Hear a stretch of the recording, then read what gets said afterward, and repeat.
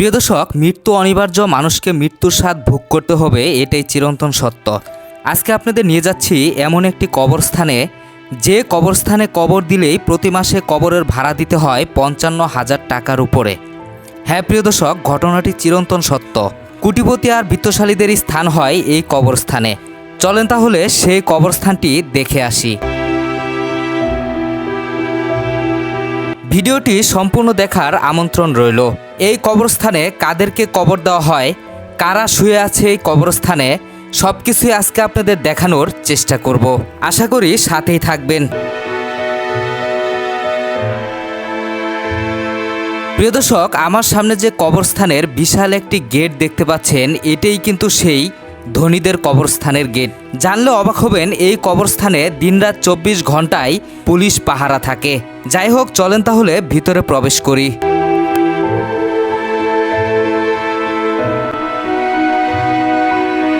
প্রিয় দর্শক, এই মেন গেটের ঠিক সামনেই কয়েকজন পুলিশকে দেখতে পেলাম।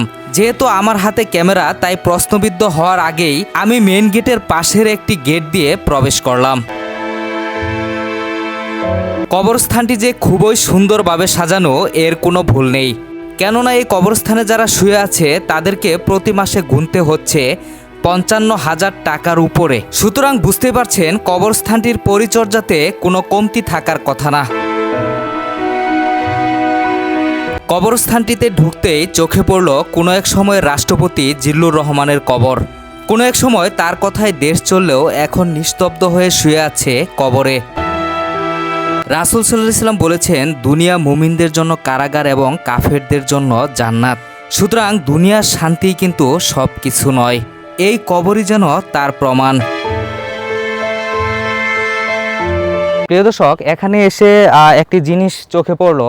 আমার পিছনে দেখতে পাচ্ছেন যে দুইটা ছাতি রয়েছে। আমি জানি না কবরস্থানে কেন ছাতি ব্যবহার করে বা কেন ছাতি দেওয়া হয়েছে ঠিক কবরের উপরে। তো এখন কেন জানি না, হয়তো এরকম হতে পারে যে ঘাস মারা যাচ্ছে, এরকম হতে পারে। তো দুইটা ছাতি কিন্তু দেখতে পারলাম, এই যে দুইটা ছাতি, এখানে একটা আর ঠিক তার পাশেই এখানে আরেকটা ছাতি চোখে পড়ল। প্রিয় দর্শক, আমি শুনেছি এখানে নাকি নায়ক ইলিয়াস কাঞ্চনের কবরটা রেডি করা রয়েছে এবং তার পাশে তার প্রথম স্ত্রী, যিনি রোড অ্যাক্সিডেন্টে মারা গিয়েছিলেন, তার কবরটাও রয়েছে। চলেন তাহলে সেই কবরটা দেখে আসি। প্রিয় দর্শক, আমি কিন্তু ঠিক এই মুহূর্তে দাঁড়িয়ে রয়েছি কোনো এক সময়ের জনপ্রিয় চিত্রনায়ক ইলিয়াস কাঞ্চনের প্রথম স্ত্রী, যিনি রোড অ্যাক্সিডেন্টে মারা গিয়েছিল। এখানে লেখাই রয়েছে জাহানারা বেগম। উনার মৃত্যুর পরেই কিন্তু নিরাপদ সড়ক চাই, তো এই ধরনের আন্দোলনে কিন্তু অংশগ্রহণ করেছিলেন এবং কি এটা আমাদের বাংলাদেশে ব্যাপকভাবে কিন্তু এই বিষয়টা মানুষ গ্রহণ করে নিয়েছিল। তার পাশে যে কবরটি দেখতে পাচ্ছেন, এই পাশে যে জায়গাটা রয়েছে, এটা সম্ভবত ইলিয়াস কাঞ্চনের জন্য সম্ভবত এই জায়গাটা বরাদ্দ করে রাখা হয়েছে। প্রিয় দর্শক, এই কবরটি যেহেতু ইলিয়াস কাঞ্চনের জন্য বরাদ্দ করা রয়েছে, সুতরাং এই কবরটিরও কিন্তু ভাড়া দিতে হচ্ছে। একবার ভেবে দেখেছেন, কবরে যাওয়ার আগেই কবরের ভাড়া গুনতে হচ্ছে? জানি না বিষয়টা আপনাদের কাছে কেমন লাগলো। প্রিয় দর্শক, হাদিসে আছে মৃত ব্যক্তিরা সবকিছুই শুনতে পান। কবরস্থানে প্রবেশের সময় যে সালাম দিতে হয়, তা থেকে বোঝা যায় যে মৃত ব্যক্তিরা আমাদের উপস্থিত অনুভব করতে পারেন। রাসূল সাল্লাল্লাহু আলাইহি ওয়াসাল্লাম যখন কবরে যেতেন তখন বলতেন, হে মুমিনদের ঘর, তোমাদের উপর শান্তি বর্ষিত হোক, আমরাও ইনশাল্লাহ তোমাদের সাথে মিলিত হব। প্রিয় দর্শক, আমি কিন্তু ঠিক এই মুহূর্তে রয়েছি Nurul Islam, chairman, Jamuna group of industry. তো ওনার কবরের সামনে। তো এখন দেখতে পাচ্ছেন আমার পিছনেই কিন্তু চেয়ারম্যান, যমুনা গ্রুপ অফ ইন্ডাস্ট্রির মালিক, তো ওনার কবর। তো বিষয় হচ্ছে যে আসলে মৃত্যু অনিবার্য, মানুষের মরতে হবে, এটাই কিন্তু নিশ্চিত।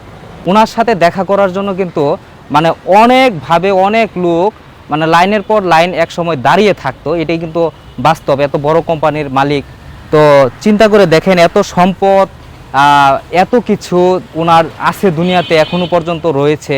ওনার ছেলে মেয়ে হয়তো পরিচালনা করতেছে, কিন্তু দেখেন উনি কিন্তু এই ৩.৫ হাত জায়গাতে শুয়ে আছে। হাদিসে এসেছে, মানুষ যখন মারা যায় তখন ফেরেশতারা বলে, হে আদম সন্তান, তুমি দুনিয়া ছেড়ে চলে এলে, এখন বলো তুমি দুনিয়ার সম্পদ জমা করেছ নাকি সম্পদ তোমাকে জমা করেছে? তুমি দুনিয়ার জন্য কি তৈরি করেছ? পৃথিবীটা আসলে একটা গোলক ধাঁধা। প্রিয় দর্শক, আমি কিন্তু ঠিক এই মুহূর্তে দাঁড়িয়ে রয়েছি চলচ্চিত্রের অভিনয় করতেন এক সময় নায়ক ছিলেন, নায়ক সুহেল চৌধুরীর কবরের সামনে আমি ঠিক এই মুহূর্তে দাঁড়িয়ে রয়েছি। আমার পিছনেই দেখতে পাচ্ছেন নায়ক সুহেল চৌধুরীর কবর, কিন্তু এখানে মূলত মূল বিষয় হচ্ছে সুলেমান চৌধুরী লেখা ওনার কবরে। সম্ভবত ওনার মেইন নামটা ছিল সুলেমান চৌধুরী, কিন্তু চলচ্চিত্রের নাম হয়েছে সুহেল চৌধুরী। তো আমি এখানে বেশ কয়েকজনের সাথে কথা বললাম, ওনারা সবাই বলল যে এটাই চলচ্চিত্রের অভিনেতা সুহেল চৌধুরীর কবর, কিন্তু এটাই। হাদিসে এসেছে মৃত্যুর পর তিনটি জিনিস মানুষের সাথে কবরে যায়: পরিবার, সম্পদ এবং আমল। এর মধ্যে পরিবার ও সম্পদ ফিরে আসে, কিন্তু আমল কবরে মানুষের সঙ্গে রয়ে যায়। কবরে সম্পদ বা আত্মীয় স্বজন কেউ সাথে থাকে না, শুধু দুনিয়ায় করা সৎকর্মগুলোই সেখানে আলো হয়ে জ্বলে। প্রিয় দর্শক, হাঁটতে হাঁটতে চোখে পড়ল একটি ডালিম গাছ। গাছটি একদম কবরের মাঝখান থেকে উঠে এসেছে এমনটাই মনে হচ্ছে। দেখেন কত ডালিম এই গাছে ধরেছে, ডালিমগুলো একদম পেকে আছে।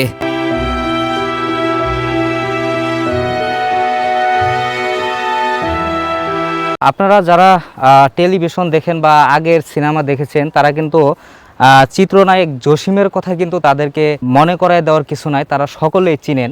তো উনি কিন্তু আসলে বীর মুক্তিযোদ্ধা ছিলেন। তো ওনার কবরের সামনে কিন্তু আমি এখন দাঁড়িয়ে রয়েছি। প্রিয় দর্শক, এখানে এসে দেখতে পারলাম চিত্রনায়ক জসিমের কবরের উপরেই কিন্তু তার ছেলে রাতুলকে কবর দেওয়া হয়েছে। কবর হলো পরকালের প্রথম ধাপ। হযরত উসমান রাদিয়াল্লাহু আনহু যখন কোনো কবরের পাশে দাঁড়াতেন, তখন তিনি এত বেশি কাঁদতেন যে তার দাড়ি ভিজে যেত। তাকে জিজ্ঞেস করা হলো, জান্নাত ও জাহান্নামের কথা বললে আপনি এত কাঁদেন না, অথচ কবরের সামনে দাঁড়িয়ে এত কাঁদেন কেন? তিনি বললেন, আমি রাসূল সাল্লাল্লাহু আলাইহি ওয়াসাল্লামকে বলতে শুনেছি, নিশ্চয় কবর হলো পরকালের প্রথম মঞ্জিল।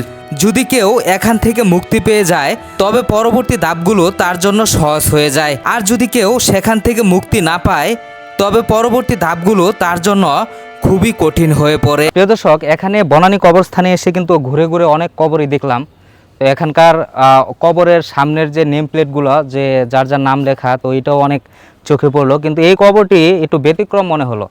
তো এই কবরের সামনে আসলে একটি জিনিস দেখতে পেলাম যে কবর জিয়ারতের দোয়া, এবং কি সূরা ইখলাস, সূরা নাস, সূরা ফাতে, তো এগুলো কিন্তু সিরিয়াল দেওয়া আছে যে একটা কবরের সামনে গেলে কিভাবে কবর জিয়ারত করতে হয়, এটা কিন্তু পুরাটাই এখানে লেখা রয়েছে দেখতে পেলাম। আসলে ভালো লাগলো আর কি কবরটি দেখে। রাসূল সাল্লাল্লাহু আলাইহি ওয়াসাল্লাম বলেছেন, আমি তোমাদেরকে কবর জিয়ারত করতে নিষেধ করেছিলাম, কিন্তু এখন থেকে তোমরা কবর জিয়ারত করো, কারণ কবর জিয়ারত দুনিয়ার প্রতি বিরাগ সৃষ্টি করে এবং পরকালের কথা স্মরণ করিয়ে দেয়। ইবনে মাজাহ হাদিস নাম্বার 1571। প্রিয় দর্শক, এখানে একটি ভিন্ন ধরনের কবরের দেখা পেলাম।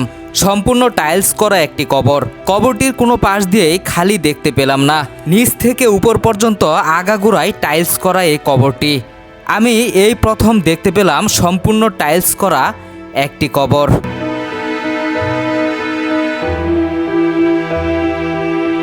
প্রিয় দর্শক, আমি কিন্তু ঠিক এই মুহূর্তে রয়েছি বাংলা চলচ্চিত্রের একসময় নায়করাজ রাজ্জাকের কবরের ঠিক সামনে।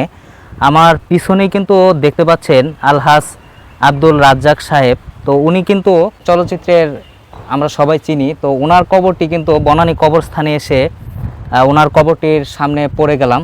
তো ভাবলাম যে আপনাদের একটু দেখাই আর কি। মানুষ মরণশীল, মানুষকে মৃত্যুর স্বাদ ভোগ করতে হবে, এটাই চিরন্তন সত্য। এই পৃথিবীটা আসলে কিছুই না। পৃথিবীর মায়া ত্যাগ করে আমাদের সকলকে এই অন্ধকার কবরে আসতেই হবে। আমাদের মৃত্যুর পর প্রথম পরিবারের 2-1 লোক আসলেও একটা সময় তারাও ভুলে যাবে, এটাই বাস্তব। আসলে এই কবরস্থানে এসে আমি যখন ভিডিও শ্যুট করছিলাম, তখন আমার কেন জানি মনটা অন্যরকম হয়ে গেল। আসলে ঢোকার আগে কিন্তু এরকম ছিল না, মানে মৃত্যুর কথাটা বারবার স্মরণ হতে লাগলো এখানের যারা শুয়ে আছে এদেরকে দেখে। এটাই আসলে বাস্তব। প্রিয় দর্শক, আজকে অনেক রোদ, তারপরও বিশাল বড় এই কবরস্থানটিতে ঘুরে ঘুরে যতটুকু সম্ভব আপনাদের দেখানোর চেষ্টা করলাম। জানি না ভিডিওটি কেমন লেগেছে আপনাদের কাছে। ভিডিওটি যদি ভালো লেগে থাকে চ্যানেলটি সাবস্ক্রাইব করে পরবর্তী নতুন ভিডিও দেখার আমন্ত্রণ জানাচ্ছি। আজকে বিদায় নিতে হচ্ছে। সবাই ভালো থাকবেন, সুস্থ থাকবেন। আল্লাহ হাফেজ।